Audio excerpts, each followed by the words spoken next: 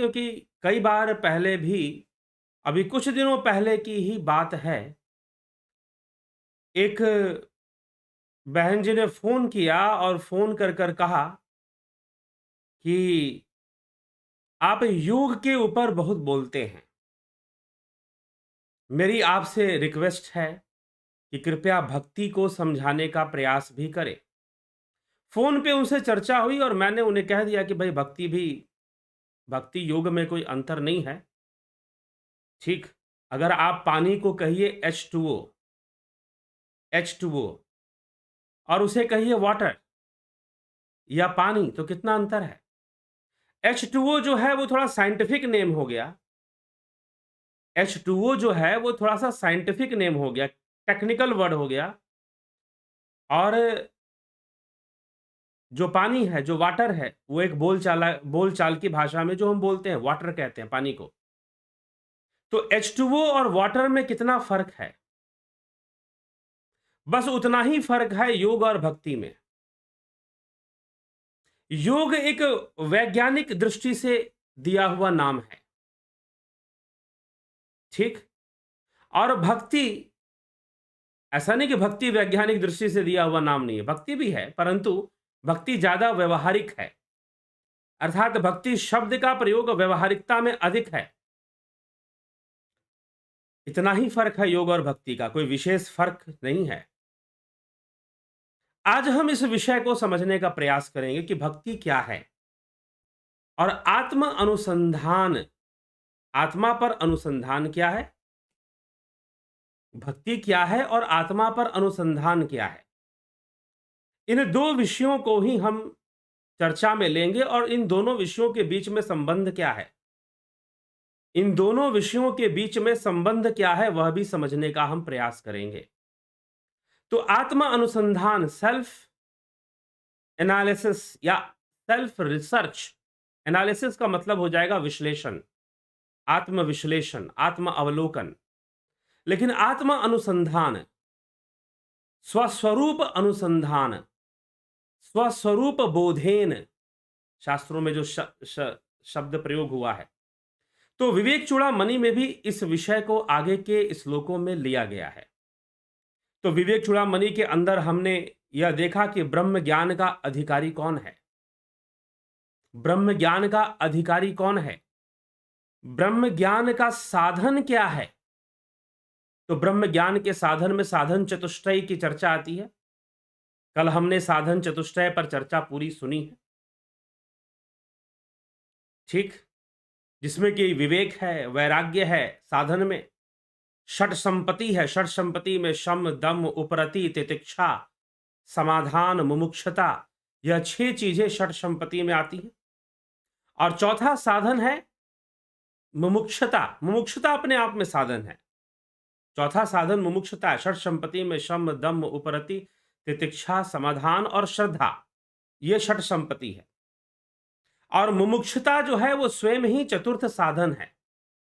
तो साधन चतुष्टय के अंदर विवेक, वैराग्य, षट संपत्ति और मुमुक्षता, ये 4 साधन बताए गए हैं ब्रह्म ज्ञान के लिए। ब्रह्म ज्ञान का मार्ग सबको मिल सकता है, लेकिन ब्रह्म ज्ञान सबको नहीं हो पाता।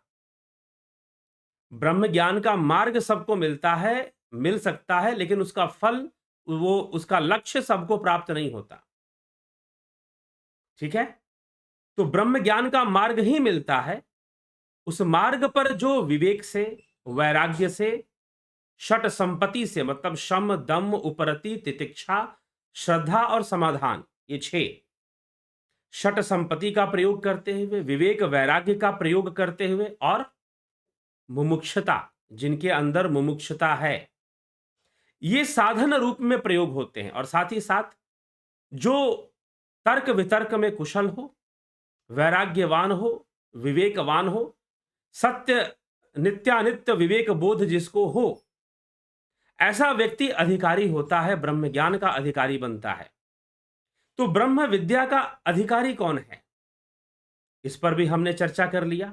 और ब्रह्म विद्या का साधन क्या है, इस पर भी हमने चर्चा कर लिया है, ठीक है जिज्ञासु।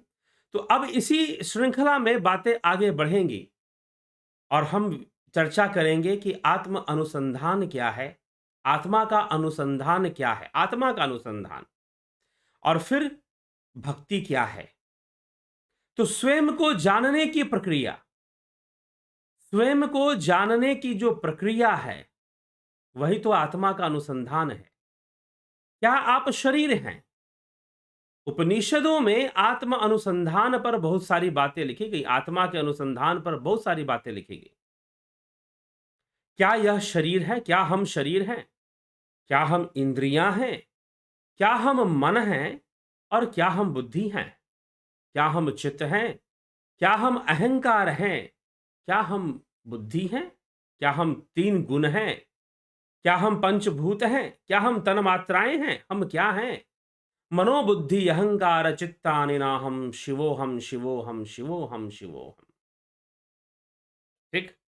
मैं मन से परे, बुद्धि से परे, चित्त से परे, अहंकार से परे, अंतःकरण चतुष्टय, इनसे परे मैं कुछ और हूं। तो मैं कौन हूं? तुम हो कौन, कहां से आए, कहां है निज घर तेरा, यही कारण तू भरमत डोले, तन तज कहां बसेरा। तो तुम हो कौन, कहां से आए, कहां है निज घर तेरा, यही कारण तू भरमत डोले। तुम हो कौन और तुम कहां से आए हो, तुम्हारा घर कहां है, यही तो तुम्हें जानना है, यही तो आत्म अनुसंधान का विषय है। तो जो आत्म अनुसंधान करता है वही लक्ष्य को प्राप्त करता है। योग का लक्ष्य उसी को प्राप्त होता है, ब्रह्म विद्या भी उसी को प्राप्त होती है, क्योंकि अयम आत्मा ब्रह्म से आत्मा को ही ब्रह्म सिद्ध किया गया है। कोई अलग विषय नहीं है आत्मा और ब्रह्म। ठीक। तो यही चर्चा आदि गुरु शंकराचार्य भी अपने आगे के सूत्रों में करते हैं साधन चतुष्टय के अंतर्गत। तो साधन चतुष्टय में हमने देखा कि 4 प्रकार के साधन बताए गए हैं, विवेक, वैराग्य, षट संपत्ति और मुमुक्षुता। तो मुमुक्षुता के बारे में क्या कहा गया? मुमुक्षुता के बारे में क्या कहा गया? अहंकारादिदेहांतान बंधान ज्ञान कल्पितान स्वस्वरूपावबोधेन मोक्तुमिच्छा मुमुक्षुता। अर्थात अहंकार से लेकर देह पर्यंत जितने अज्ञान कल्पित बंधन हैं, उनको अहंकार से लेकर मतलब बुद्धि, अहंकार, मन, चित्त, संस्कार, उनमें कई संस्कार, पंचभूत, तन्मात्राएं, ज्ञानेंद्रियां, कर्मेंद्रियां, यह सब जीव का स्वरूप है। तो अहंकार से लेकर इस स्थूल देह पर्यंत जितने भी अज्ञान कल्पित बंधन, ये सब बंधन है। चित्त भी बंधन है, बुद्धि भी बंधन है, अहंकार भी बंधन है, मन भी बंधन है, पंचभूत भी बंधन है, तन्मात्राएं भी बंधन है, ज्ञानेंद्रियां भी बंधन है, कर्मेंद्रियां भी बंधन है, सब कुछ तो बंधन ही है। तो ये सारी चीजें बंधन युक्त हैं। तो इन सभी बंधन के लिए जो मुक्ति है, अपने स्वरूप के ज्ञान द्वारा, अर्थात आत्मा के ज्ञान द्वारा, स्वरूपावबोधेन। यहां पर स्वरूप शब्द का प्रयोग क्यों किया जा रहा है और स्वरूप के ज्ञान की चर्चा क्यों की जा रही है? स्वरूप शब्द का प्रयोग और स्वरूप के ज्ञान की चर्चा क्यों हो रही है?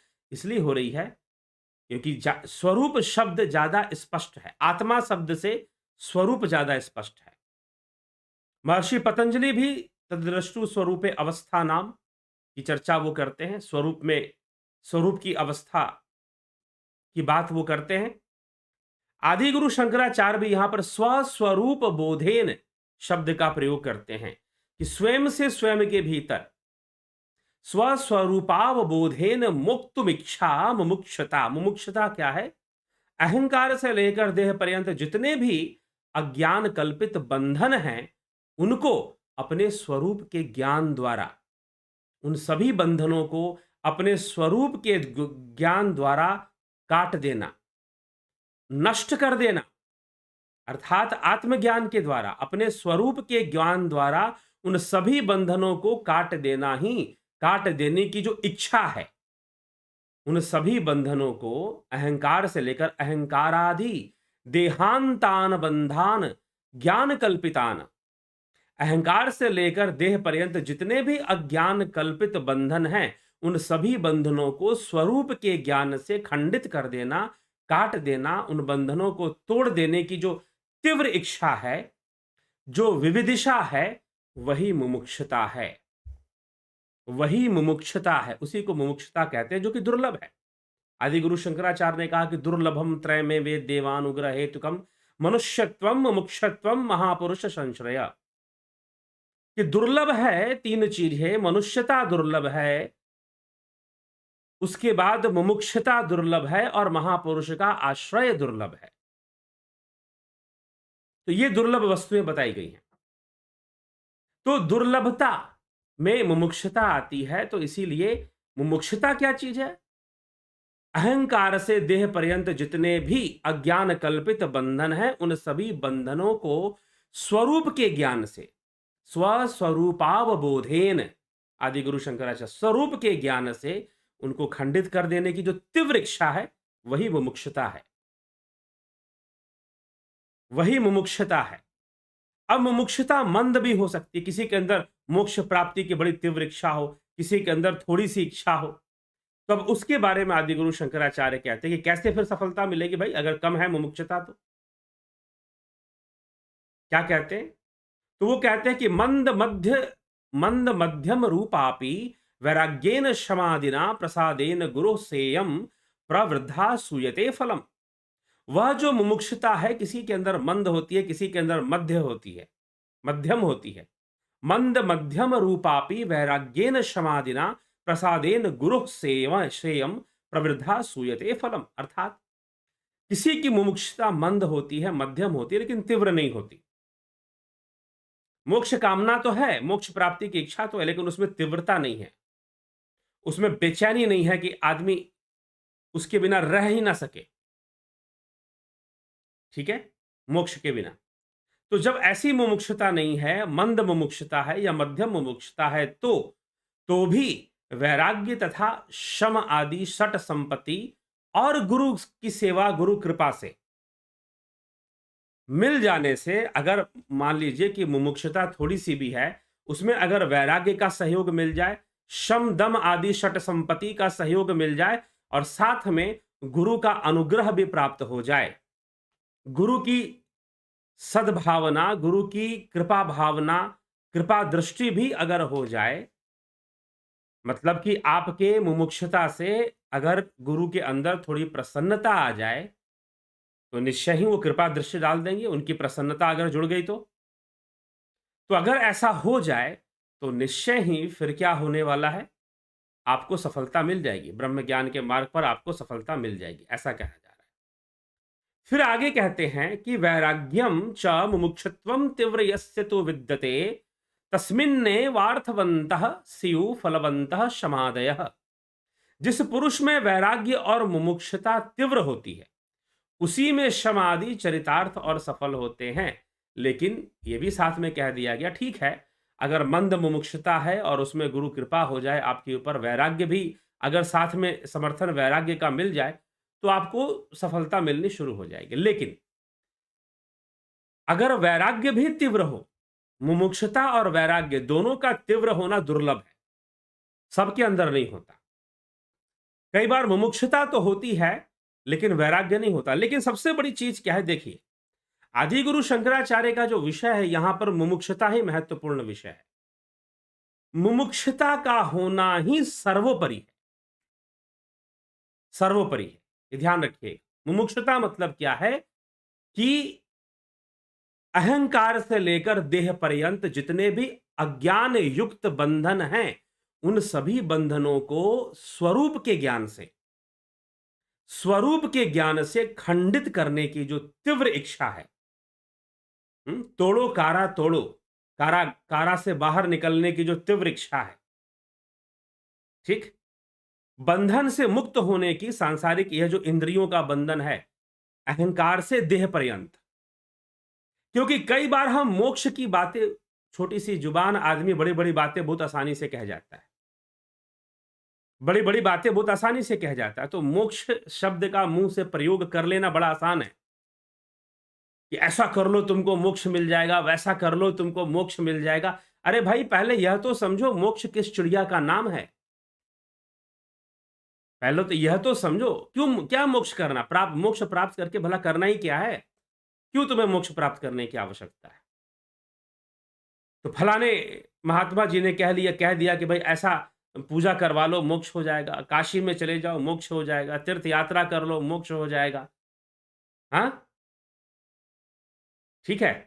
तो मोक्ष के कई उपाय बताए जा रहे हैं, लेकिन अब भगवान शिव कहते हैं इदम तीर्थमीदम तीर्थ भ्रमंती, इदम तीर्थमीदम तीर्थ भ्रमंती, ठीक ना। तामसा जना आत्मतीर्थम न जानन्ति कथम मोक्षम वरानने, आत्मतीर्थम न जानन्ति कथम मोक्षम वरानने, ठीक। तो जो आत्म तीर्थ को नहीं जानते, जो स्वयं को ही नहीं जानते, वो जो आत्मा को नहीं जाना, वो परमात्मा को क्या जानकर करेगा और क्या दावा करेगा, क्या दावा करेगा, ठीक है। तो इसीलिए होता क्या है कि आदमी बहुत जल्दी कुएं का मेंढक बनने के लिए तैयार हो जाता है, और फिर सारी भाषा कोई अनुसंधान करना नहीं उसको, और किसी आसमानी ताकत को मानना है कि ये लोक है, वो लोक है, वो लोक है, वो लोक है, ऐसा लोक है, वैसा लोक है। प्रैक्टिकल वे में आपके पास कुछ है ही नहीं। अगर आपके सामने कोई चीज है जिसको आपको जानना चाहिए, तो सर्वप्रथम वो आपकी आत्मा है, ठीक है, वो आपकी आत्मा है। तो ये हमें सर्वप्रथम जानने का विषय है। तो ये ना जानकर अगर आदमी कुछ और जानने का, इसीलिए यहां पर कहा जा रहा है कि मोक्ष क्या है, स्वरूप के ज्ञान से, अहंकार से देह पर्यंत सारे बंधनों को काटने की तीव्र इच्छा, यह मोक्ष मुमुक्षुता कही जाती है। और बंधनों का कट जाना ही मोक्ष है, बंधनों का कट जाना ही मोक्ष है। और जब तक आप, अब कुछ लोग बोलेंगे कि नहीं भाई, जीव तो कभी ब्रह्मलीन हो ही नहीं सकता, जीव तो जीव ही रहेगा, हमेशा जीव रहेगा। जीव तो जीव ही रहेगा, ठीक है, वो हमेशा ही जीव रहेगा। तो मतलब हमेशा इंद्रियों के बंधन में रहेगा, यह मानना पड़ेगा। हमेशा पंचभूतों के बंधन में रहेगा, यह भी मानना पड़ेगा। अगर आप कहते हो कि जीव हमेशा जीव ही रहेगा, तो इसका मतलब वो हमेशा पंचभूतों के बंधन में रहेगा, हमेशा इंद्रियों के बंधन में रहेगा। और अगर आप ये कहते हो कि नहीं, जीव की अलग सत्ता है, तो कहीं ना कहीं वो ईश्वरीय सत्ता को सीमित कर रहा है, क्योंकि दो सत्ताएं अगर होंगी, अगर दो सत्ताएं होंगी, तो कहीं ना कहीं वो एक दूसरे को सीमित करना शुरू कर देंगे। अगर अगर मान लीजिए पृथ्वी पर कितने राज्य हैं, उनके अलग अलग राजा, प्रधानमंत्री, प्रेसिडेंट हैं, उनकी अलग अलग सरकारें हैं, तो सब एक दूसरे को लिमिट कर रहे हैं, सबकी अपनी अपनी सीमा निश्चित है। तो जब आप बात करते हो कि नहीं दो सत्ता है, तीन सत्ता है, तो इसका मतलब ये तीनों सत्ताएं किसी ना किसी पॉइंट पर, किसी ना किसी पॉइंट पर बंधन में आ जाएंगी, एक दूसरे को सीमित कर देंगे, लिमिटेड कर देंगे एक दूसरे को, कहीं ना कहीं ये आ जाएगा ये चीज, ठीक है। तो ये हमें फिर विचार करना पड़ेगा कि भाई जीव की सत्ता है कि नहीं है। तो जीव की सत्ता बंधन युक्त है, जीव बंधन युक्त है, जीव का अस्तित्व भी बंधन में है, इंद्रियों के बंधन में, पंचभूतों के बंधन में, अंतःकरण के बंधन में जीव का अस्तित्व है। यही बात समझ में आती है।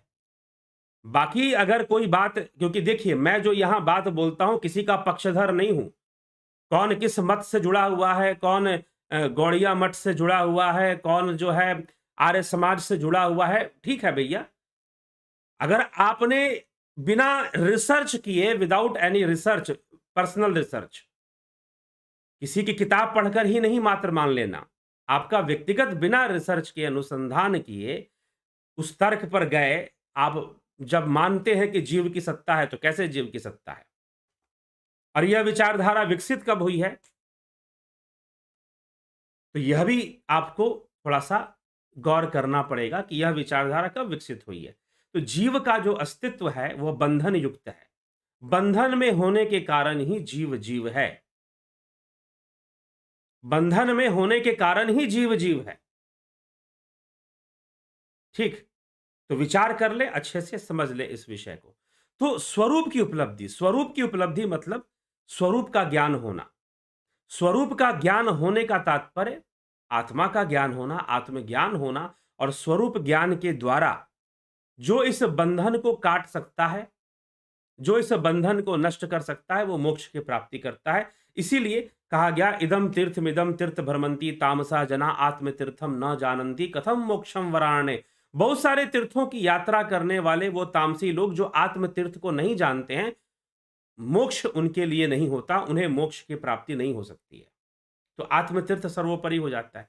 और आदि गुरु शंकराचार्य यहां पर यही समझा रहे, आत्मतीर्थ वैराग्यम च मुमुक्षुत्वम तीव्रम यस्य तो विद्यते तस्मिन्ने वार्थवन्तः शिव फलवन्तः समादयः। जिस पुरुष में वैराग्य और मुमुक्षुत्व तीव्र होते हैं उसमें शम आदि चरितार्थ होते हैं। तो मुमुक्षुता सर्वोपरि है, मुमुक्षुता सर्वोपरि है। कहोगे वैरागी बन जाओ, आप कहोगे कि शम दम का पालन करो, ब्रह्मचर्य का पालन करो, हाँ,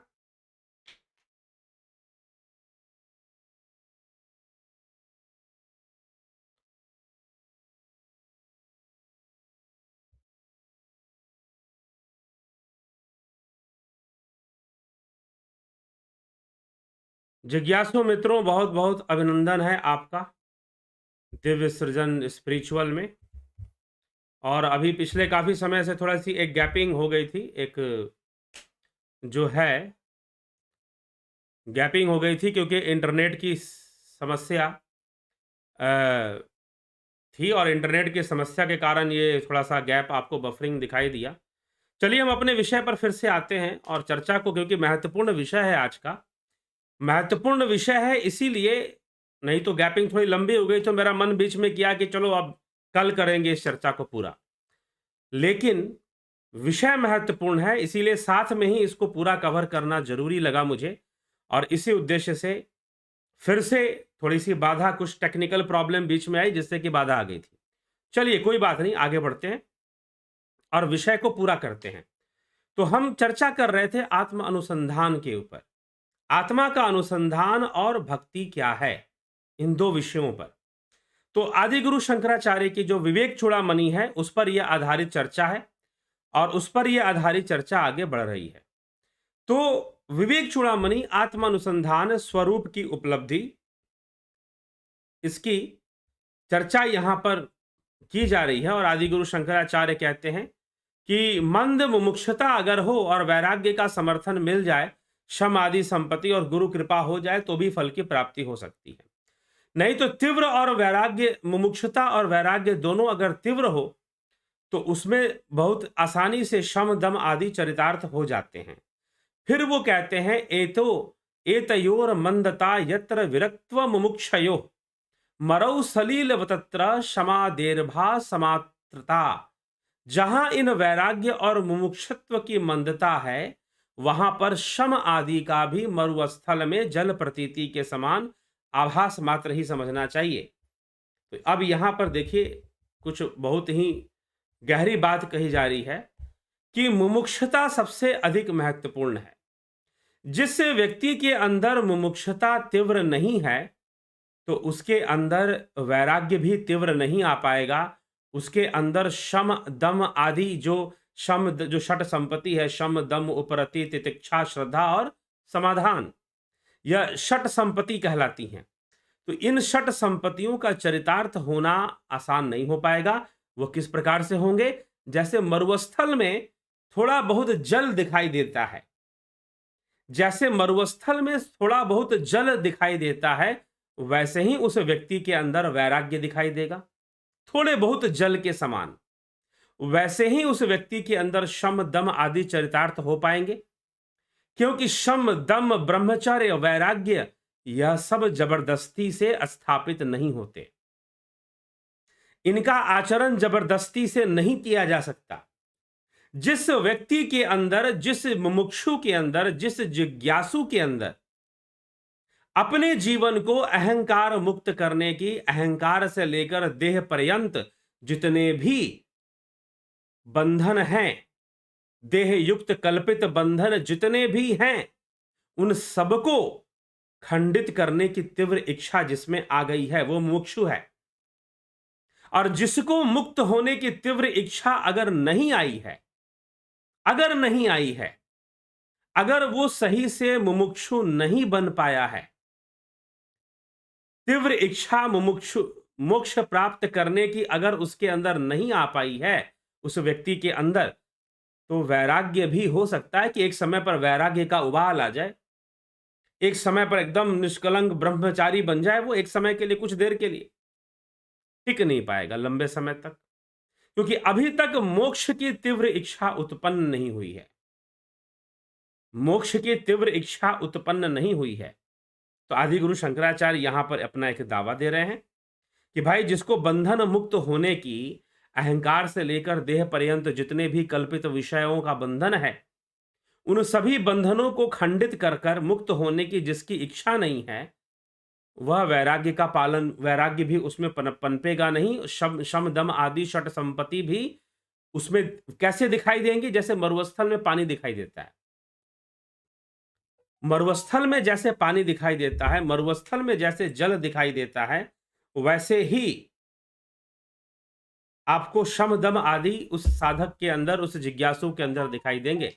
और जिसके अंदर मुमुक्षुता तीव्र हो गई, वैराग्य भी तीव्र पकड़ेगा, क्योंकि जिसने यह ठान लिया कि भाई बहुत हो गया, ये संसार का सुख दुख बहुत हो गया, या इंद्रियों का लुभावनी दृश्य, मायावी दृश्य, इन इंद्रियों के माध्यम से जो माया दिखाई देती है, इन इंद्रियों के माध्यम का जो मायावी दृश्य है, वह भी बहुत हो गया।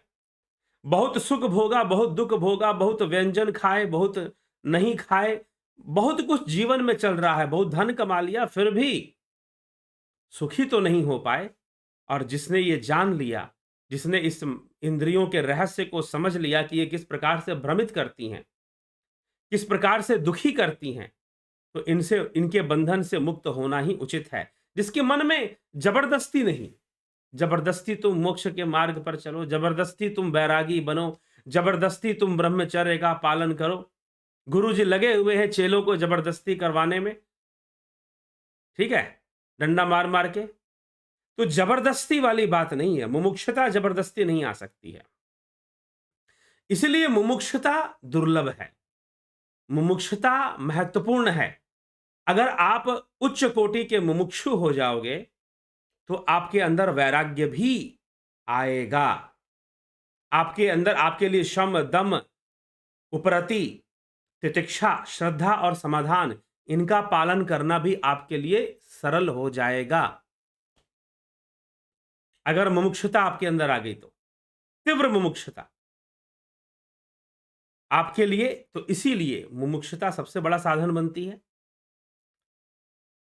इसलिए मंद मुमुक्षुता से काम नहीं चलेगी। जिसके अंदर मुमुक्षुता मंद होती है ना, तो उसके अंदर वैराग्य कैसे दिखाई देगा? जैसे समंदर में, जैसे कि मरुस्थल में थोड़ा थोड़ा पानी कहीं कहीं दिख जाएगा भ्रम के रूप में। मृग मरीचिका जिसको कहते हैं, मरुस्थल में क्या होता है, रेत के ऊपर ना जब धूप, जब सूर्य की किरणें गिरती हैं तो वो चमकती हैं, और उनकी चमक से ऐसा लगेगा जैसे कि पानी है वहां पर। दूर से देखोगे पानी नजर आएगा, लेकिन पानी होता नहीं है। यही तो मृग मरीचिका है, वो भागेगा पानी के लिए, लेकिन पानी वहां पहुंचेगा, पानी मिलेगा नहीं, पानी मिलेगा नहीं। यही यही तो है। आदमी बाहर से वैरागी दिखना शुरू कर देता है, आदमी बाहर से वैरागी दिखता है, दाढ़ी बाल बढ़ा लिया गया है, कपड़े रंगवा लिए गए, आदमी बाहर से वैरागी दिखता है, लेकिन अंतर में कितना वैरागी है। जबरदस्ती ब्रह्मचर्य का पालन करवाया जा रहा है कि अरे कर भाई, ब्रह्मचर्य का पालन कर, स्वस्थ होने के लिए कर। नहीं, जब तुम्हारे अंदर मुमुक्षुता आ जाएगी, मुमुक्षा अर्थात मोक्ष प्राप्ति की कामना। मोक्ष का अर्थ क्या है? अहंकार से देह पर्यंत जितने भी कल्पित विषयों का बंधन है, उन सभी बंधनों से, बंधनों को काटने की जो इच्छा है, खंडित करने की जो इच्छा है, वही मुमुक्षुता है। और खंडित हो जाना ही मोक्ष है, खंडित हो जाना ही मोक्ष है। ठीक है, तो यही हमें समझना है। तो इसलिए मुमुक्षुता को बहुत महत्व दिया गया है यहां पर। तो चलिए, तो वैराग्य तभी आएगा, शमदम तभी काम करेंगे, नहीं तो जबरदस्ती के काम नहीं करने वाले। तो इतना पहले अच्छे से समझ लेना चाहिए। अब आगे कहते हैं, आगे कहते हैं कि मोक्ष कारण सामग्र्याम भक्तिरेव गरीयसी स्वस्वरूपानुसंधानम भक्तिरित्यभिधीयते स्वात्म तत्वानुसंधानम भक्तिरित्य परे जगुः। मुक्ति की कारण रूप सामग्री में मोक्ष कारण सामग्र्याम, मोक्ष कारण सामग्र्याम, अर्थात मोक्ष प्राप्ति के कारण रूप जो सामग्री में भक्ति रेव गरीयसी, भक्ति ही सबसे बढ़कर है। अगर आपको मोक्ष प्राप्त करना है तो सबसे बड़ी सहायता कौन करेगी? भक्ति करेगी। भक्ति से ही मोक्ष होगा, भक्ति से ही मोक्ष होगा। लेकिन अब भक्ति क्या चीज है? हाँ, भक्ति से ही मोक्ष हो जाएगा जी, हम भक्ति करेंगे, अब हम बैठ गए कुछ करने के लिए। कोई व्रत कर रहा है, कोई उपवास कर रहा है, कोई नाम ले रहा है, कोई कुछ कर रहा है। बहुत कुछ लोग किए जा रहे हैं भक्ति के नाम पर। तो भक्ति करे सब लोग संतो, मनमुख थाई ना पाई, भक्ति करे पर विधि ना जाने, दूजे रे मन लाई। भक्ति करे पर विधि ना जाने, दूजे रे मन लाई। सही से पता ही नहीं तो फिर करोगे क्या? भक्ति के नाम पे पता नहीं क्या क्या कर जाओगे, लेकिन भक्ति नहीं कर पाओगे। भक्ति के नाम पर बहुत कुछ कर जाओगे, लेकिन भक्ति नहीं कर पाओगे, ये समस्या है। इसलिए आदि गुरु शंकराचार्य यहां पर समझा रहे हैं। क्या समझा रहे हैं? कि मोक्ष कारण सामग्र्याम भक्ति रेव गरीयसी, मुक्ति के कारण रूप सामग्री में भक्ति ही सबसे बढ़कर है। और अपने वास्तविक स्वरूप का अनुसंधान करना, स्वस्वरूपानुसंधानम भक्तिरित्यभिधीयते, स्वस्वरूपानुसंधानम भक्तिरित्यभिधीयते, स्वात्म तत्वानुसंधानम भक्तिरित्यपरे जगु, कि अर्थात स्वरूप के ऊपर अनुसंधान करना, स्वस्वरूपानुसंधानम भक्तिरित्यभिधीयते, कि अपने वास्तविक स्वरूप का अनुसंधान करना ही भक्ति कहलाता है। कोई कोई स्वात्म स्वात्म तत्वानुसंधानम, स्वात्म तत्व का अर्थात आत्म तत्व का अनुसंधान करना ही भक्ति है। तो पहले तो ये जान लो कि भक्ति क्या है। आदि गुरु शंकराचार्य यहां पर 32वां श्लोक, 32वें मंत्र में यहां पर विवेक चूड़ामणि के अंतर्गत यहां पर वो भक्ति तत्व की चर्चा करते हुए कह रहे हैं कि भक्ति क्या है। मोक्ष के प्राप्ति में जो सबसे बड़ी जो सामग्री है, मोक्ष प्राप्ति में जो सबसे बड़ी जो सामग्री है वो स्वयं भक्ति है। जो सर्वश्रेष्ठ है वो भक्ति है। लेकिन भक्ति क्या है? स्वस्वरूपानु अनुसंधानम, कि अपने स्वरूप पर आत्मा का अनुसंधान करना ही भक्ति है। कुछ लोग उसे स्वात्म तत्वानु अनुसंधानम कहते हैं, कि स्व आत्म तत्व का अनुसंधान करना ही भक्ति है। तो भक्ति क्या कह रहे हैं आदि गुरु शंकराचार्य? यहां पर भक्ति कह रहे हैं कि स्व स्वरूपानुसंधानम भक्तिरित्यभिधीयते, स्वात्म तत्वानुसंधानम भक्तिरित्यपरे जगुः।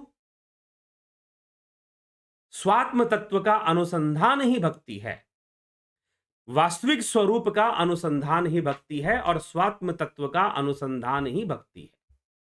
ठीक है, स्वात्म तत्व का अनुसंधान ही भक्ति है, स्वरूप का अनुसंधान ही भक्ति है। तो भक्ति और योग में कोई अंतर नहीं है। भक्ति और योग में कोई अंतर नहीं है। मैंने पहले ही कहा कि आप H2O बोलो और वाटर बोलो, एक ही बात है, एक ही बात है। ठीक, तो H2O बोलो या वाटर बोलो, एक ही बात है। तो इसलिए H2O, योग और भक्ति कुछ ऐसा ही संयोग है। योग थोड़ा सा ज्यादा साइंटिफिक टर्म हो जाता है, भक्ति व्यवहारिकता में ज्यादा प्रयोग किया जाता है। भाई भक्ति करो, सबको भक्ति करनी चाहिए। लेकिन भक्ति और एक योग एक ही विषय है। स्वरूप का अनुसंधान ही योग है, स्वरूप का अनुसंधान ही भक्ति है। स्वरूप का अनुसंधान ही योग है और स्वरूप का अनुसंधान ही भक्ति है।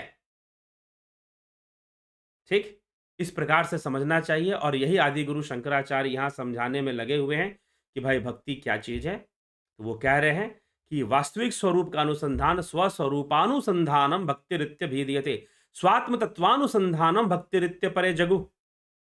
स्वात्म तत्व का अनुसंधान करना ही भक्ति है, स्वरूप का अनुसंधान करना ही भक्ति है।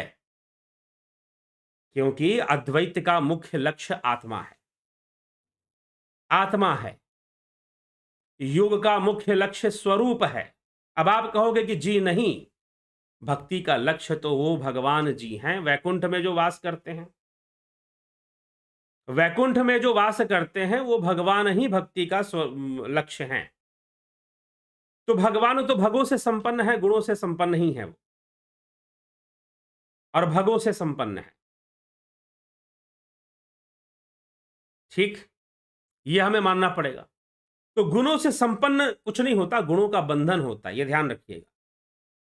ये संपूर्ण आप बंधन में है, गुणों के बंधन में, आपका जीवन गुणों के बंधन में है।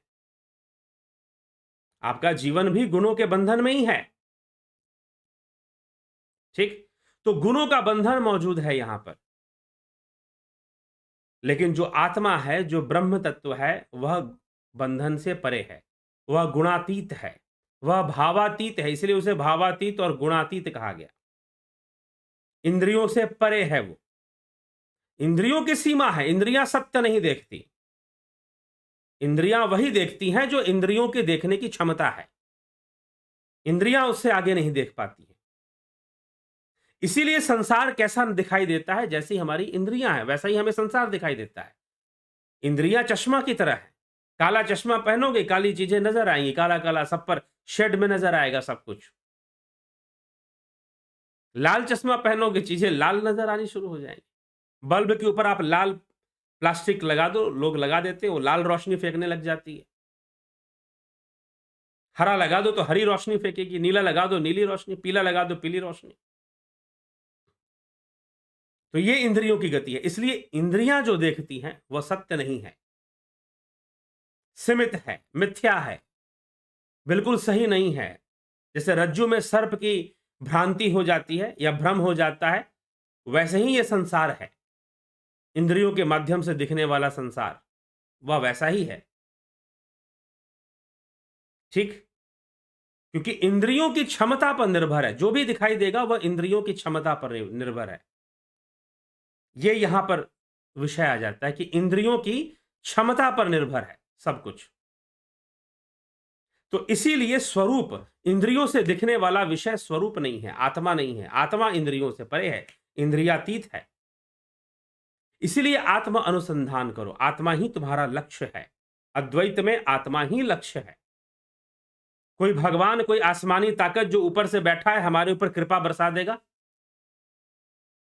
हमारे साथ चमत्कार कर देगा, हमारे साथ ऐसी कोई किसी भी ऐसी शक्ति को, किसी भी ऐसी शक्ति को अद्वैत या पतंजलि का योग सूत्र इस प्रकार से जिसको हम मानकर चलते हैं, मानकर चलते हैं, तो बिना जाने क्यों मानते हो? ठीक, तो बिना जाने मानते ही क्यों हो? तो ऐसी किसी भी शक्ति को नहीं माना जाता है। अद्वैत विचारधारा ऐसी किसी भी शक्ति को नहीं मानती है। इसी कारण से वो क्या कहती है कि आत्मा की प्राप्ति करना, आत्मा का अनुसंधान करना, स्वरूप का अनुसंधान करना ही भक्ति है। भक्ति क्या है? आज का यह प्रश्न है, भक्ति क्या है? तो उत्तर मिल गया, आत्मा का अनुसंधान करना ही भक्ति है, स्वरूप का अनुसंधान करना ही भक्ति है। तो सनातन धर्म की विशेषता है यह। उपनिषद विचारधारा की विशेषता है कि आत्मा महत्वपूर्ण है। आप इस फर्क को समझिए कि विदेशी विचारधाराओं में, जिनको आप धर्म कहते हैं, आप कहते हो बहुत सारे धर्म है, बहुत सारे धर्म नहीं हुआ करते, इसीलिए बार बार रिपीट करके बताना पड़ता है कि धर्म के आधार पर, अगर धर्म की हम निरुक्त में चले जाएं, एपिस्टेमोलॉजी में अगर हम चले जाएं, धर्म शब्द के एपिस्टेमोलॉजी में हम चले जाएं, तो धर्म शब्द जो है वह रिलीजन नहीं है। इसलिए एक ही धर्म है ऐसा कहा जाता है। ऐसा कहा जाता है कि एक ही धर्म है। वहां पर किसी आसमानी ताकत का महत्व है, और यहां आपको उपदेश दिया जा रहा है अपनी आत्मा का अनुसंधान करो। No thy self. ठीक है, अपनी आत्मा का अनुसंधान करो, यह उपदेश यहां दिया जा रहा है।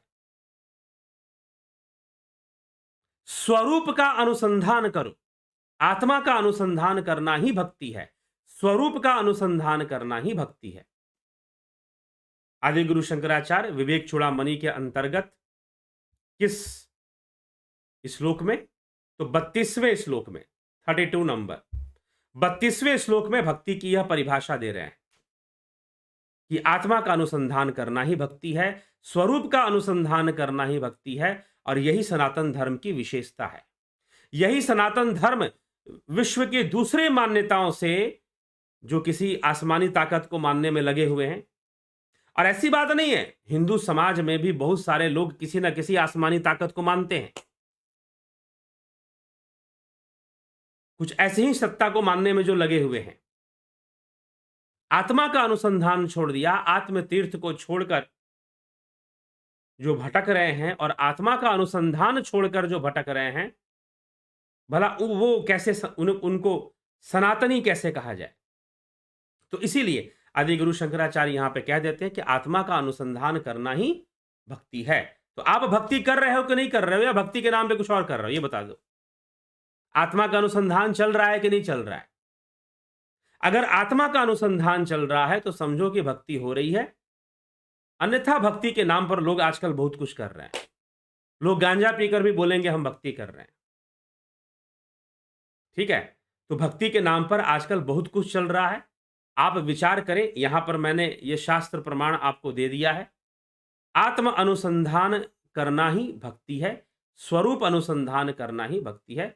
यह शंकर भाष्य के ऊपर है, शंकराचार्य की वाणी के ऊपर यह आदिगुरु शंकराचार्य ने जो विवेक चूड़ामणि में जो दिया है, उस पर उन्होंने ये बात बताई है। तो आप समझे, विचार करें और आत्मान्वेषण करें कि क्या आपकी भक्ति हो रही है कि नहीं हो रही है, आप भक्ति कर रहे हैं कि नहीं कर रहे हैं, आपका योग आगे बढ़ रहा है कि नहीं बढ़ रहा है। अगर आत्म अनुसंधान में लगे हैं तो आप भक्ति के मार्ग पर हैं, निश्चय ही हैं। और अगर आत्म अनुसंधान में अगर आप नहीं हैं तो आप भक्ति के मार्ग पर ना हैं, ऐसा समझे, ठीक? हाँ, बाकी देव पूजन का मार्ग, भावनात्मक मार्ग, वो अपनी जगह पर उसका अलग विषय है। लेकिन यहां पर भक्ति शब्द और भक्ति के लिए, और भक्ति और योग में ये दो शब्द क्या अलग अलग है? एक ही अर्थ है। भक्ति का मतलब जुड़ना, विभक्ति का मतलब अलग होना, योग का मतलब जुड़ना, वियोग का मतलब अलग होना। दोनों शब्दों का अर्थ अलग अलग नहीं है। इसीलिए मैंने प्रारंभ में ही कह दिया कि योग और भक्ति में इतना ही अंतर है जितना कि वाटर और H2O। अगर तुम H2O बोलो और फिर वाटर बोलो, बात तो एक ही है। एक टेक्निकल टर्म है और एक कॉमन टर्म है, एक जनरल टर्म है वाटर, और एक टेक्निकल टर्म है H2O, केमिस्ट्री का टर्म है H2O, वाटर, ठीक? हाइड्रोजन और ऑक्सीजन मिलकर वाटर बना देते हैं। तो H2O एक टेक्निकल, इसीलिए योग एक टेक्निकल टर्म है और भक्ति एक व्यवहारिक, एक कॉमन टर्म है जो इस्तेमाल होता है। भक्ति और योग में कोई बहुत बड़ा अंतर नहीं है। तो चलिए, बहुत इतना ही अंतर है, शब्दों का ही, बोलने का, उच्चारण का ही अंतर है, बाकी एक ही प्रक्रिया है। तो पीछे भी मैंने इस विषय पर चर्चाएं की हैं, योग और भक्ति में क्या अंतर है, ठीक है? तो चलिए आगे बढ़ते हैं और आपके टिप्पणियों को भी देखते हैं, कमेंट्स को भी देखते हैं। समय काफी हो गया है, बीच में व्यवधान के कारण भी समय बढ़ गया, कोई बात नहीं, चलते हैं, आगे बढ़ते हैं। गीता ज्ञान और उपनिषद ज्ञान देने के लिए बहुत बहुत आभार गुरुजी। मेरा मन पुराणों की कथाओं से हट गया है, तत्व ज्ञान में रुचि बढ़ गई है। बहुत अच्छी बात है। जब पंच महाभूत में बायो आ जाता है तो प्राणों को 24 तत्वों में क्यों गिना जाता है?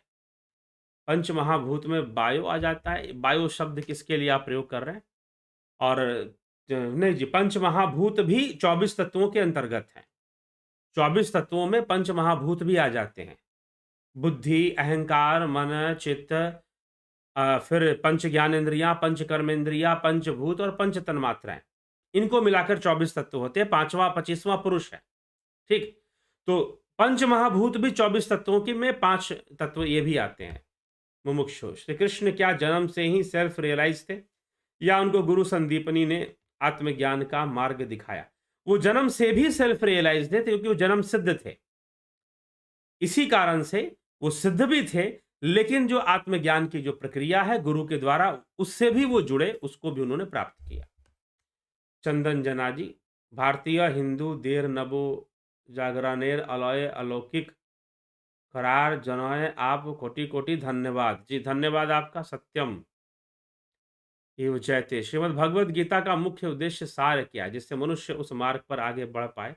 आत्म कल्याण, जगत कल्याण हेतु भगवद गीता का सार यही है कि आप आत्मज्ञान के मार्ग पर आगे बढ़ें, आप स्वयं को जाने, मूल तत्व को जाने, तत्व को जाने, सनातन धर्म को जाने और निष्काम कर्मयोग करें और अपनी कर्तव्य पालना करते हुए, अपने कर्तव्यों की पालना करते हुए, ठीक है, आप अध्यात्म के मार्ग पर, आत्म अनुसंधान के मार्ग पर आगे बढ़िए। उषा श्रीवास्तव जी, मुमुक्षु जी, जीवन मुक्त व्यक्ति के माने के बाद उसका सूक्ष्म शरीर टू बर्थ डेथ साइकिल से मुक्त हो जाता है। तो सूक्ष्म शरीर का क्या होता है? सूक्ष्म, वो जीव अपनी इच्छा से शरीर धारण करता है, इसीलिए वो जीवन मुक्त है। विक्रम सिंह जी, गौरव की तरफ से कोटि कोटि प्रणाम। Raju Pal ji, ज्ञावली Sharma, Sandeep Barack, Abani Pradhan ji, Kamlesh Upadhyay, Ramesh Peshwani, Romesh Chopra, Arjan Chauhan, Yogendra Pandit, Ram Niwas Meena, Jyoti Dutta, Bimla Shah, Ratan Singh, brief about हिता नाढ़ी, शॉर्ट काइंडली ब्रीफ अबाउट हिता नाढ़ी। अभी तो चलिए, अभी इसके लिए समय नहीं है और कभी बाद में इस पर चर्चा होगी। तो सुनिधि पाठक, सविता नायक, गंभीर शाह, भिकू कुचाड़िया, कमल प्रजापति, तत्व ज्ञान के लिए एक सरल पुस्तक का नाम बतला दे। तत्व ज्ञान के लिए पुस्तक से प्रेरणा मिलेगी, तत्व ज्ञान नहीं मिलेगा। पुस्तक से प्रेरणा मिलेगी, तत्व ज्ञान नहीं मिलेगा। तत्व ज्ञान तो ध्यान योग से मिलेगा, ठीक है, ध्यान योग से ही संभव है, अष्टांग योग से ही संभव। प्रेमानंद महापात्रा, अभिनंदन है। सविता नायक, बद्रीलाल जी, शत शत नमन आपको गुरु जी ने। आपको पूछना चाहता हूं कि विभिन्न जातियों में भगवान भक्ति करते हैं और विभिन्न जातियों में भी भगवान ने जन्म लिया है। अलग अलग जातियों में भक्ति करने से उनका लक्ष्य सही है? कोई किसी भी कुल में जन्म ले, अगर जाति का अर्थ यहाँ पर कुल है, जाति का अर्थ वैसे योनि है। योग सूत्र में, पतंजलि योग सूत्र में जाति का अर्थ योनि है। जिस योनि में जन्म होता है वही उसकी जाति होती है। लेकिन अगर आप यहाँ पर कुल का नाम ले रहे हैं भाई, तो जाति जो बना दी गई है तो उसका नाम ले, तो कोई किसी भी जाति में हो, करेगा तो सफलता मिलेगी, उसे भक्ति करेगा।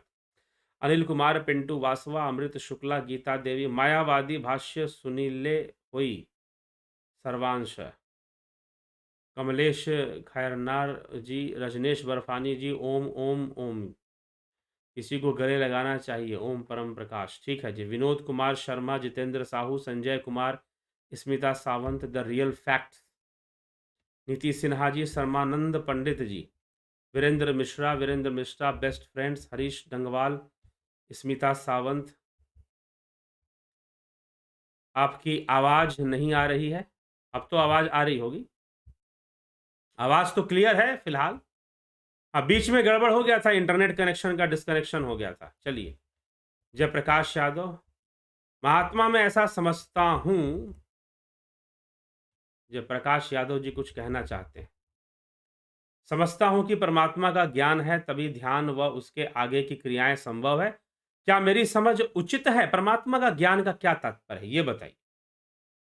परमात्मा के ज्ञान का क्या तात्पर्य है? परमात्मा क्या तत्व है? पहले तो ये हमें, परमात्मा हम अपनी विचारधारा से मान लेंगे या फिर किसी की विचारधारा से मान लेंगे या शास्त्रों की विचारधारा से मानेंगे, ये बताइए। अभी आत्मा परमात्मा का विषय विवेक चूड़ामणि में आने वाला है। जयप्रकाश यादव जी, आत्मा परमात्मा का विषय विवेक चूड़ामणि में आने वाला है, यह बात स्पष्ट हो जाएगी। आपको जो भी ज्ञान हो रहा है वो परमात्मा की अभिव्यक्ति है, परमात्मा का ज्ञान नहीं है। अगर आप ये कहते हो कि घट में यहां प्रकाश दिख गया और मुझे परमात्मा का ज्ञान हो गया, जी नहीं, अभिव्यक्ति है, मैनिफेस्टेशन है, विवर्त है, ठीक ठीक है। तो अगर आप ये सोचते हैं कि मुझे परमात्मा का ज्ञान है तभी मैं ध्यान व उसके आगे की क्रियाएं संभव है, जी नहीं, ऐसा बिल्कुल नहीं, ठीक। क्योंकि परमात्मा भावातीत है, इसको भावातीत कहा गया है। आपको जिस भी वस्तु का ज्ञान है वो वस्तु भावातीत नहीं है। अगर आपको यहां प्रकाश दिखाई दे रहा है तो वो प्रकाश भी भावातीत नहीं है, ठीक। तो आप कहते हो कि नहीं, परमात्मा का ज्ञान ही पहले हो, बाकी ज्ञान बाद में होगा, भक्ति बाद में होगी, योग बाद में होगा, नहीं, तो ऐसा नहीं होता। आत्म अनुसंधान का विषय है पूरी तरह से, विवेक चूड़ामणि का विषय, अद्वैत का विषय, पतंजलि योग सूत्र का विषय, आत्म अनुसंधान का विषय है। आप जो कह रहे हैं ये महर्षि पतंजलि ने लिखना चाहिए था, शायद वो लिखना भूल गए गलती से, कि पहले परमात्मा का ज्ञान करो तब बाकी चीजें बाद में होंगी। आप जो कह रहे हैं वो आदि गुरु शंकराचार्य को भी लिखना चाहिए था कि पहले परमात्मा का ज्ञान करो तब मुमुक्षुता आएगी, तब वैराग्य आएगा, तब शमदम होगा। ये आदि गुरु शंकराचार्य लिखना भूल गए। आप सही हो मतलब, और वो गलत है, ये प्रमाणित हो जाएगा फिर। तो ऐसा नहीं होता है। आत्मानुसंधान करो और जितनी भी अनुभूतियां आ रही हैं परमात्मा के संदर्भ में और जो ज्ञान के संदर्भ में जिसे आप ज्ञान कह रहे हो, वो सब की सब अभिव्यक्ति है, वो सब का सब मैनिफेस्टेशन है, वो सब का सब विवर्त है। परमात्मा अपने आप में भावातीत है, ठीक है, गुणातीत है। तो ये समझिए, वो तो लक्ष्य में आ जाएगा ना, परमात्मा का ज्ञान तो लक्ष्य बन जाएगा, लक्ष्य है वहां पर। मनगढ़ंत संस्थाओं की मनगढ़ंत बातों से मुक्त रहिए और शास्त्रों पर आकर टिकिए। लोगों ने अपनी बाजार खड़ा करने के लिए, अपना झंडा गाड़ने के लिए मनगढ़ंत विचारधाराओं को शुरू कर देते हैं। मनगढ़ंत विचारधाराओं को वो शुरू कर देते हैं, यहां समस्या हो जाती है। ठीक, इसीलिए यह आवश्यकता है कि गीता क्या कहती है उसका हम सही से एक एक श्लोक का अध्ययन करें, कोई कोई चुन चुन के अध्ययन ना करे। इसलिए विवेक चूड़ामणि पर पूरी चर्चा शुरू की जा चुकी है और हो रही है। चलिए, महा ठीक, गीता देवी कन्याकुमारी जी, गीता देव, जय आदि शंकराचार्य, जय मां कामाख्या, सोमनाथ शिंदे जी, बहुत अभिनंदन। संजय हलदर, हम कौन है, कहां से आए हैं, यही तो जानना लक्ष्य है। आत्म अनुसंधान का विषय है यह, आत्म अनुसंधान का विषय है।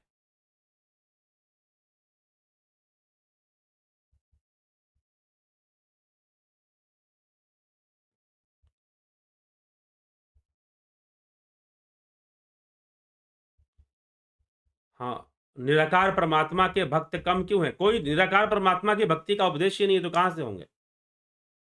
एसपी सैनी जी, जलाराम राय का, जय Shri Krishna ji, okay okay hacker, आदि शंकराचार्य निराकार के भक्त थे? जी नहीं, ऐसा कुछ भी नहीं है।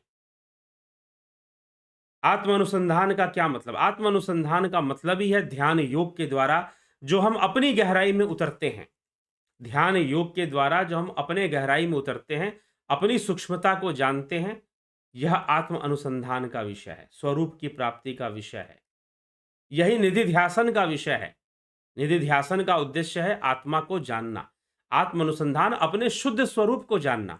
आदि गुरु शंकराचार्य जो कह रहे हैं, मैं मन नहीं हूं, मनोबुद्धि अहंकार चित्तानि नाहम, ना मैं मन हूं, ना मैं बुद्धि हूं, ना मैं चित्त हूं, ना मैं अहंकार हूं, ना मैं शरीर हूं, ना मैं इंद्रियां हूं, न च घ्राण नेत्रे, न च श्रोत्र जिह्वे, न च, तो इस प्रकार से भी कहा है कि मैं ना नासिका हूं, ना मैं श्रोत्र हूं, ना मैं जिह्वा हूं, ना मैं त्वचा हूं, मैं यह इंद्रियां नहीं हूं, तो मैं हूं कौन?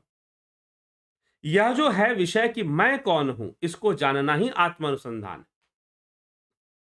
क्या मैं अहंकार हूं? मनोबुद्धि अहंकार चित्तानि नाहम, मैं मन से परे, बुद्धि से परे, चित्त से परे, अहंकार से परे, मैं शुद्ध आत्मा हूं।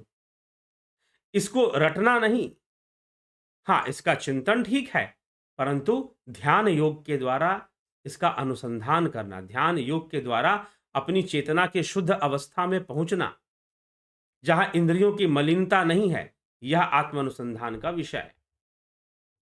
कमलेश खैरनर जी,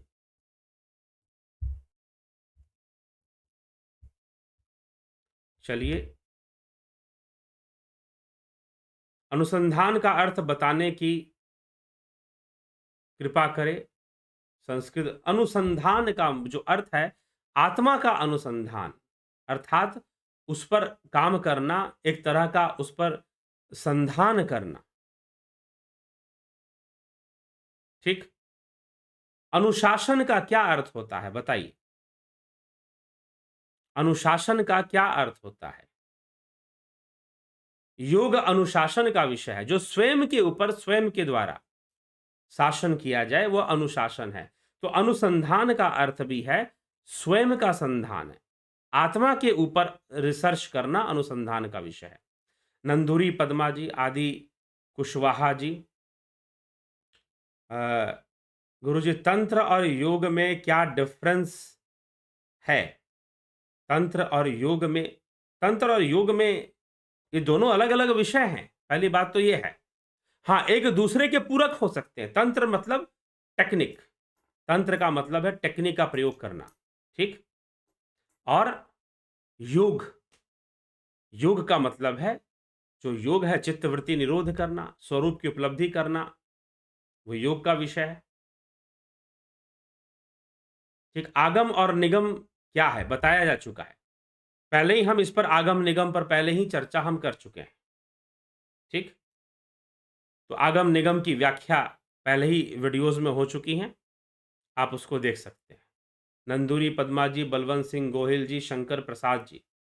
When some cult labels the supreme guru Adi Shankaracharya as a Mayavadi, it pains a lot. How come who gave so things to realize the Atman Brahman be termed as a Mayavadi? Because their ego satisfies by calling him Mayavadi. अगर कोई आदि गुरु शंकराचार्य को मायावादी कहता है तो अपने अहंकार की संतुष्टि के लिए कहता है, उसका अपना अहंकार कहीं ना कहीं संतुष्ट हो रहा होता है, इसलिए कहता है। ठीक है, तो ब्रह्मवादी हम ब्रह्मवादी कह सकते हैं, अद्वैतवादी कह सकते हैं। सबसे अच्छा शब्द है अद्वैतवादी। आदि कुशवाहा, श्री विद्या पंचविद्या महाविद्या ब्रह्म विद्या आत्मविद्या पराविद्या क्या है बताया जा चुका है, पहले चर्चा हो चुकी है। जो विषय चलता है उसी विषय पर आप कोशिश करें ज्यादातर प्रश्न रखें, क्योंकि आप कुछ ऐसा प्रश्न रखते हैं तो फिर उस विषय को बोलना, इसका मतलब 2 घंटा और लगाओ, ये हो जाता है। ठीक है, दयानंद जी, चंद्रेश्वर पांडे जी, बहुत अभिनंदन आपका। हरिमोहन गुप्ता, प्रणाम। ज्ञान कहता है सूर्य चलता है, विज्ञान कहता है स्थिर है, कृपया मार्गदर्शन करें। ज्ञान कहता है सूर्य चलता है, विज्ञान कहता है कि स्थिर है। कहां पर कहता है? कौन सा ज्ञान कहता है कि सूर्य चलता है और कौन सा विज्ञान कहता है कि स्थिर है, यह बता दीजिए। विज्ञान तो ऐसा बिल्कुल नहीं कहता कि सूर्य स्थिर है, तो ये प्रश्न ही बहुत गड़बड़ हो जा रहा है कि ज्ञान कहता है कि सूर्य चलता है, विज्ञान कहता है कि स्थिर है। कैसे बता दें कृपया, इसको स्पष्ट कर दें। ठीक है, सूर्य की भी अपनी उम्र है, अपनी आयु है, इसे विज्ञान भी मानता है और शास्त्र भी मानते हैं। ठीक, इसे विज्ञान भी मानता है और शास्त्र भी मानते हैं कि सूर्य जो है वह स्थिर नहीं है। सूर्य की भी अपनी आयु है, वो भी अपना जीवन जी रहा है। यह विज्ञान का भी मानना है और शास्त्रों का भी मानना है। तो ऐसा कहीं पर भी नहीं है कि ज्ञान कहता है कि सूर्य चलता है और विज्ञान कहता है कि स्थिर है। पता नहीं कौन सा ज्ञान कहता है। बाइबल में लिखा हुआ है, बाइबल कुरान में माना गया है कि सूर्य चलता है। हमारे उपनिषदों में या हमारे ग्रंथों में या फिर ज्योतिष के अंदर भी ऐसी मान्यता नहीं है कि सूर्य चलता है। चलने का मतलब क्या? वो परिक्रमा करता। हाँ, वह किसी दूसरे महासूर्य की परिक्रमा करता, वो एक अलग बात है। लेकिन जो सूर्य के अपने सौरमंडल में जो 9 ग्रह हैं, वह सूर्य की परिक्रमा करते हैं, सूर्य उनकी परिक्रमा नहीं करता है। सूर्य इसीलिए देवता है, पंच देवों में सूर्य की पूजा होती है। पृथ्वी के ऊपर जो ऊर्जा है वो सूर्य के कारण है। यह हमारे शास्त्र भी मानते हैं कि पृथ्वी की पर ऊर्जा का जो भी संचालन है वो सूर्य स्वयं करता है। उपनिषदों में चर्चा हो चुकी। हरिमोहन गुप्ता जी, आप उपनिषदों के वीडियो पर जाइए, इशादी 9 उपनिषद पर पूरी चर्चा हो चुकी है, आप उसको सुनिए, उसमें सूर्य के ऊपर चर्चा की गई है। संपूर्ण ऊर्जा का स्रोत सूर्य है, उपनिषदों के अनुसार भी और आज के वैज्ञानिक अनुसंधान के अनुसार भी। हाँ, दूसरे कुछ जो रिलीजन वाले जो ग्रंथ हैं, बाइबल कुरान जिनको आप बोलते, उनकी विचारधारा इससे भिन्न है, वहां पर सूर्य चलता है। लेकिन हमारे शास्त्रों में, यहां तक कि ज्योतिष, वेदांग में ज्योतिष भी एक शास्त्र है, तो ज्योतिष के अनुसार सूर्य पृथ्वी की परिक्रमा नहीं करता, ग्रहों की परिक्रमा नहीं करता, ग्रह सूर्य की परिक्रमा करते हैं। यही ज्योतिष के अंदर भी मान्यता है, ज्योतिष शास्त्र में भी मान्यता है। इसीलिए प्रश्न करने के लिए प्रश्न मत करिए। अगर आपके प्रश्नों में मुझे कहीं पर भी ये लगा कि प्रश्न करने के लिए प्रश्न किया जा रहा है, तो क्षमा करिएगा भविष्य के लिए। ठीक है, पहले ही मैं वो कह देता हूं, बता देता हूं। ठीक है।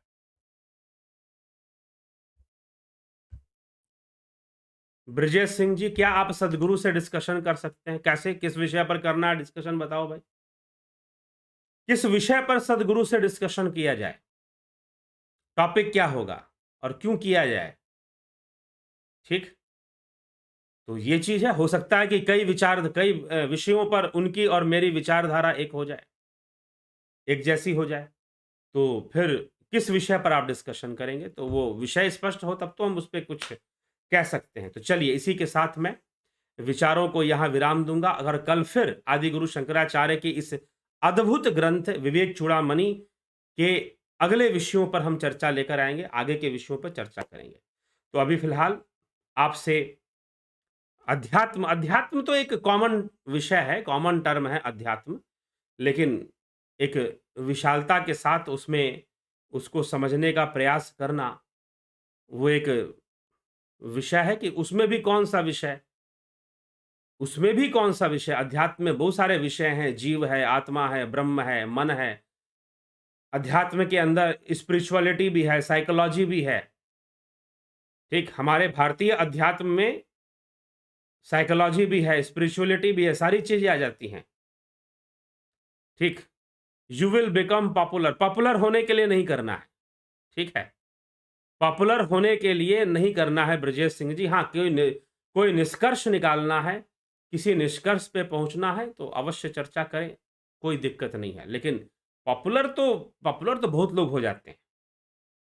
पॉपुलर होना क्या है, एक मिस वर्ल्ड है वो भी पॉपुलर हो जाती है। लेकिन कोई किस क्षेत्र में पॉपुलर होना चाहता है या कोई किस क्षेत्र में लोग उसे जानते हैं, वो एक अलग-अलग उसका इम्पोर्टेंस होता है। और ऐसे लोग हैं, कई ऐसे लोग हैं, विभूतियाँ, अगर हम इतिहास पढ़ेंगे ब्रजेश सिंह जी, ऐसी कई विभूतियाँ हुई हैं, जीते जी उनको दुनिया नहीं जानती थी। उनके काम को भी दुनिया नहीं पूछती थी। लेकिन उनके मृत्यु के बाद उनके काम को दुनिया ने देखा, समझा और जानना चाहा। इसीलिए कर्म ही सर्वोपरि है। कर्म ही सर्वोपरि, हम अपना कर्म करते जाएँगे। किसी मोड़ पर कोई सद्गुरु मिल गए, कोई महागुरु मिल गए, कोई मिल गए तो उससे चर्चा हो जाएगी। ठीक है? किसी मोड़ पर। लेकिन हमारा अपना कर्म ही महत्वपूर्ण रखता है। कोई टेक्निक यूज़ को करना, कोई तिड़कमबाजी यूज़ करना कि ऐसे पॉपुलर हो जाते हैं, वैसे पॉपुलर हो जाते हैं, इसकी कोई महत्वाकांक्षा नहीं है। क्योंकि पॉपुलर होने में बहुत बड़ा बंधन है। पॉपुलर होने में बहुत बड़ा बंधन है। ठीक है? तो मैं यहाँ पर जो दे रहा हूँ, जो बातें बता रहा हूँ, वो पॉपुलर होने के लिए नहीं बता रहा हूँ, लोगों के कॉन्सेप्ट क्लियर करने के लिए बता रहा हूँ, ताकि सही विषय समझ में आ जाए। धर्म क्या है, अध्यात्म क्या है, साधना क्या है, आत्म अनुसंधान क्या है, स्वरूप की उपलब्धि क्या है, जीव क्या है, ब्रह्म क्या है, माया क्या है, इन सब के कॉन्सेप्ट्स क्लियर हो जाएँ लोगों को और सनातन धर्म मजबूत हो जाए। इस उद्देश्य से मैं यह चर्चा कर रहा हूं और कोई उद्देश्य नहीं है कि लोग मुझे सद्गुरु समझें, मुझे विश्व गुरु समझें, ऐसा कोई लक्ष्य नहीं है। जहां तक हो सका अध्यात्म के मार्ग पर मानवता की सहायता कर सकूं, लोगों को की सहायक बन सकूं, बस उतना ही है। और लोग चाहे कोई गुरु मानना है, ना मानना है, मैं तो खुद कहता हूं कि मत मानो। ठीक है? तो ये चीज़ है। तो किसी मोड़ पर कोई सद्गुरु मिल जाएँगे, कोई मिल जाएगा तो उनसे भी चर्चा कर लेंगे, उसमें कोई वो नहीं है।